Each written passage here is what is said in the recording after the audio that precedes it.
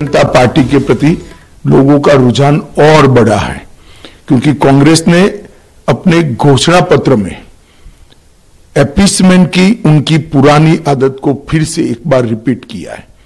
कांग्रेस के घोषणा पत्र में पर्सनल लॉ को हम आगे बढ़ाएंगे, ये बात की है। मैं राहुल गांधी जी को पूछना चाहता हूं, पर्सनल तो क्या ये देश अब शरिया के आधार पर चलेगा? किस प्रकार का पंथ निरपेक्ष संविधान आप इस देश में चाहते हैं? हमारा संविधान पंथ निरपेक्ष है। देश के कानून धर्म के आधार पर नहीं बन सकते। भारतीय जनता पार्टी ने अपने घोषणा पत्र में स्पष्टता के साथ कहा है, हम यूनिफॉर्म सिविल कोड को लाएंगे। सभी पंथ मजहब के लोगों के लिए एक ही कानून होगा। हमने ट्रिपल तलाक समाप्त किया है, यूसीसी की शुरुआत की है, उसको हम आगे बढ़ाएंगे। राहुल गांधी जी पर्सनल लॉ की बात करते हैं, वो देश को खंड खंड तोड़ने की बात है। और शरिया के आधार पर क्या यह देश चलेगा? किसी एक धर्म के कानून के आधार पर यह देश नहीं चल सकता। ये देश में पर्सनल लॉ नहीं चल सकते। ये भारतीय जनता पार्टी का फर्म बिलीफ है। मोदी जी ने जो गरीब कल्याण के काम किए हैं, उसके कारण गरीबों में मतदान का बहुत उत्साह है। दलित, आदिवासी, पिछड़ा समाज और गांव के गरीब, सभी वर्ग के गरीब बहुत उत्साह के साथ मोदी जी के लिए वोटिंग कर रहे हैं। और मुझे पूरा भरोसा है कि हम तीसरी बार देश के प्रधानमंत्री के रूप में 1 तारीख के बाद नरेंद्र मोदी को देखेंगे। ये सब भारतीय जनता पार्टी के कार्यकर्ता और करोड़ों देशवासियों की भावना है। केंद्रीय गृह मंत्री अमित शाह को आपने सुना, आरोप लगाते हुए कांग्रेस पर अपीजमेंट का आरोप लगाते हुए, तुष्टीकरण का आरोप लगाते हुए, साथ ही ये कहते हुए कि बड़ी संख्या में मतदाता वोट करने के लिए निकल रहे हैं और रिकॉर्ड बनाएंगे, काफी संख्या में आगे भी आएंगे और प्रधानमंत्री नरेंद्र मोदी के नेतृत्व में सरकार बनाएंगे। ये बात अमित शाह गृह मंत्री कहते हुए।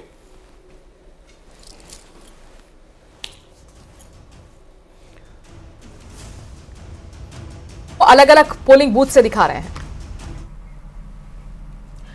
खबरें जानकारी देते रहेंगे, लेकिन फिर सीधा रुख करते हैं मेरी सहयोगी मनोराज सक्सेना और पल्लवी का।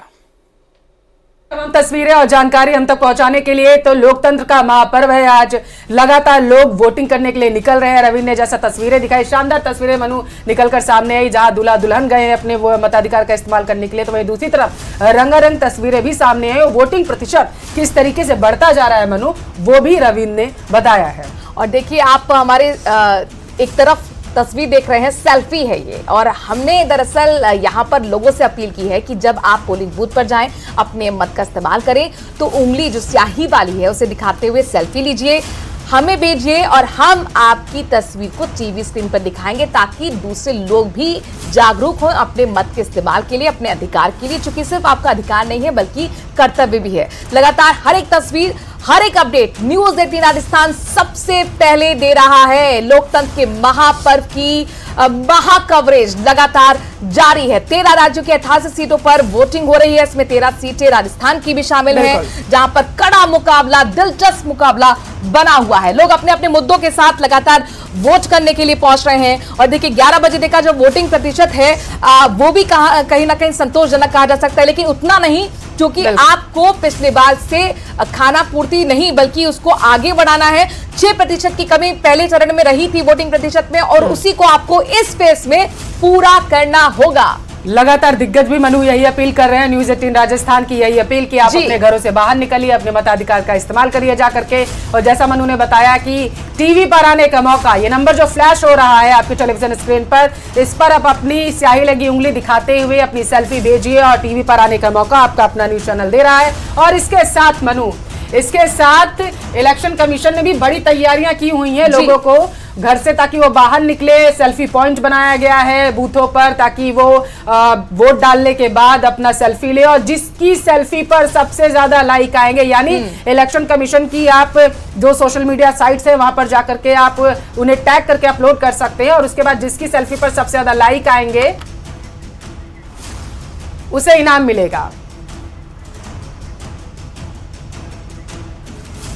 और अमित गोयल बीजेपी से हमारे साथ नेता जुड़ गए हैं और साथ साथ चतुर्वेदी साहब हमारे साथ कांग्रेस की तरफ से अपनी बात रखने के लिए जुड़ गए हैं। आप दोनों खास मेहमानों का बहुत बहुत स्वागत। खास पैनल लगातार सुबह से हमारे साथ चर्चा कर रहा है अहम मुद्दों पर, जो कि बड़े मुद्दों के साथ आज जनता जनार्दन भी किस्मत का फैसला तमाम दिग्गजों का करने जा रही है। 4 जून को तय होगा कि आखिरकार किसकी जीत किसकी हार, लेकिन इन सब के बीच में हर एक तस्वीर अपने दर्शकों तक न्यूज 18 राजस्थान पहुंचा रहा है।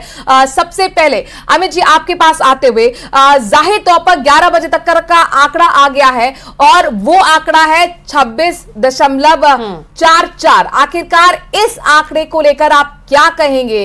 क्या ये संतोषजनक है या फिर आप मानते हैं कि अभी और बढ़ चढ़कर लोकतंत्र के महापर्व में लोगों को भागीदारी करने के लिए घर से बाहर निकलना होगा? हालांकि अब दोपहरी भी शुरू हो चुकी है। देखिए, सबसे पहले तो मैं आप लोगों का धन्यवाद देना चाहूंगा कि मैं 11 बजे से बैठा हूं और पौन घंटे से लगातार सीट पर हूं। लेकिन और जिस तरह से आप लोग मतदान प्रतिशत बढ़ाने के लिए लगातार जनता से आह्वान कर रहे हैं, ये अपने आप में निश्चित रूप से लोकतंत्र की खूबसूरती है कि हमारा मीडिया भी प्रभावी भूमिका लोकतंत्र में मतदान बढ़ाने के लिए कर रहा है। और निश्चित रूप से देखिए, अभी 27% लगभग मतदान हो चुका है, संतोषजनक मतदान है। और मुझे उम्मीद है कि इस बार राजस्थान की जनता जो फर्स्ट फेज में कमी रह गई थी उसको निश्चित रूप से पूरा करेगी। ट्रेंड यही बता रहा है 27% मतदान अच्छा मतदान है और इसी हिसाब से चलता रहा तो निश्चित रूप से हम पिछला रिकॉर्ड तोड़ने की स्थिति में रहेंगे। गर्मी बहुत है, उसके बावजूद जनता निकल रही है, इसका मतलब मतदान को लेकर जनता में उत्साह है। तो मैं जो दर्शक न्यूज 18 के इस कार्यक्रम को देख रहे हैं, उन 13 लोकसभा सीटों पर मैं उन सबसे निवेदन करूंगा कि अगर आपने मतदान कर दिया है तो आपका बहुत बहुत धन्यवाद, और अगर आप मतदान नहीं किया है तो कृपया आपसे निवेदन है कि लोकतंत्र के इस महापर्व में भाग लीजिए और जाकर मतदान कीजिए। हालांकि पिछली बार जब वोटिंग प्रतिशत कम रहा था तो दोनों ही पार्टियों ने अपने अपने तरीके से डिकोड किया था। प्रदीप जी, आज जो वोटिंग प्रतिशत निकल कर आया है, इसके क्या मायने आप निकाल रहे हैं? नहीं, मैं उत्साहित हूं। मुझे लगता है कि चुनाव जो पहले दौर में जो चरण में चुनाव हुए थे, उससे लगता है कि इस चरण में मतदान का प्रतिशत अधिक होगा, क्योंकि मैं समझता हूं 4 घंटे में अगर ये 25% अधिक मतदान हुआ है तो मेरा अनुमान है कि 65% अधिक जाने की मुझे लगता है कि ये संभावना इसमें बन रही है। और अच्छी बात भी है, मतदान जितनी अधिकता से होगा उतना ही न्याय भी होगा। लोगों को अपने अधिकार की जाना चाहिए और मैं अपील करता हूं लोगों से कि महंगाई, बेरोजगारी और नफरत और इसको लेने के लिए अपना वोट का इस्तेमाल करता है, ताकि आपको एक स्वच्छ सरकार और अच्छी सरकार आपके लिए मिले जो आपके हितों का संवर्धन कर सके। लेकिन प्रदीप जी, एक सवाल यहाँ पर यह भी बनता है कि मुझे याद है जब फर्स्ट फेज के चुनाव हो रहे थे, मतदान का प्रयोग करने के लिए जनता निकल रही थी तो बेहद कम निकल रही थी। आप हमारे साथ जुड़े हुए थे और आपने कहा था कि लोग इस वजह से कम निकल रहे हैं क्योंकि उन्हें पता है कि ये सरकार किस तरीके से काम कर रही है, इसी वजह से वो वोट फीसदी बढ़ाना ही नहीं चाहते हैं। और आज आप बयान से पलट रहे हैं, थोड़ा सा ये भी बताइए। देखिए, जिस तरह की स्थितियां बन रही हैं, मैं आपसे फिर कहना चाहता हूं कि लोकतंत्र में लोग विश्वास मत हासिल करने की बात जो करते हैं, उसमें लोग उसी को वोट देना प्रयास करते हैं जो प्रत्याशी उनके नजदीक होता है। अब सवाल यह है कि भारतीय जनता पार्टी का जो जिस तरह का प्रधानमंत्री का जो कृत्य चल रहा है, पूरी दुनिया में डंका बज रहा है, उनकी झूठ का डंका बज रहा है। तो अब देशवासी समझ गए हैं कि पहले तो प्रधानमंत्री ने नोटबंदी के समय कहा था कि 50 दिन मुझे दीजिए तो मैं आपको ये दिखाना चाहता हूं, देश का विकास करना चाहता हूं। उसके बाद 10 साल लोगों ने उनको दिए, 2 लोकसभा के चुनाव में सरकार बना के दी है। आज क्या कर रहे हैं? जो 14 में वादे किए, 2014 में कहा था कि मैं हवाई चप्पल पहनने वाले मतदाता को हवाई जहाज दूंगा। नोटबंदी के बाद चुनाव हो गया, नोटबंदी के बाद यूपी में भी विधानसभा हुए, नोटबंदी के बाद 2019 के भी लोकसभा चुनाव हुए, उसमें जनता जनार्दन ने सुना दिया। सर, कहां पुराने मुद्दे लेकर आए? ताजे मुद्दे पर बात कर लीजिए ना चतुर्वेदी साहब। 2024 का चुनाव है, लोगों में सांप्रदायिक फैलाए, चतुर्वेदी लोगों से झूठ बोले, इसलिए उन्होंने वोट नहीं दिया था। उन्होंने दिया था देश के विकास के लिए, अपने विकास के लिए, 2 करोड़ रोजगारों के लिए, महंगाई कम करने के लिए। सर, मुझे लगता है कि आपको 2024 के मुद्दे गिनाने चाहिए। 2 करोड़ की रोजगार की बात सर 2014 में हुई थी, उसके बाद 2019 का भी चुनाव हो गया, दोबारा रिपीट करवा दी गई सरकार। देश खतरे में। चतुर्वेदी साहब, चलिए एक सवाल का जवाब दीजिए। चतुर्वेदी साहब, आप सिर्फ अपनी तरफ से बोलते रहेंगे या सवाल भी सुनेंगे? मतलब नहीं है। अरे सर, सवाल सुने। आप तक आवाज पहुंच रही है या नहीं पहुंच रही है?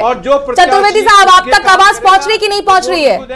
और मोदी के नाम पर वोट नहीं पड़ रहा है चुनाव में, आप ये ध्यान रखिएगा। अच्छा ठीक है, मोदी के नाम पर वोट नहीं पड़ रहा है, किसके नाम पर पड़ रहा है प्रदीप जी ये बता दीजिए। आपकी तरफ से कोई नाम भी सामने आया है विपक्ष की तरफ से? जो प्रत्याशी जनता के निकट है, हाँ। जो प्रत्याशी जनता के निकट है उसको वोट देने की बात कर रहे हैं, क्योंकि मोदी जी तो उपलब्धि नहीं है। आज 10 साल से देश में मीडिया जगत के पत्रकार बंधु से मिलना चाहते हैं लेकिन नहीं मिलते हैं। वो अपनी सुविधा से अपना इंटरव्यू बना करके देने की बात करते हैं। अब इसमें थोड़ा सा अमित गोयल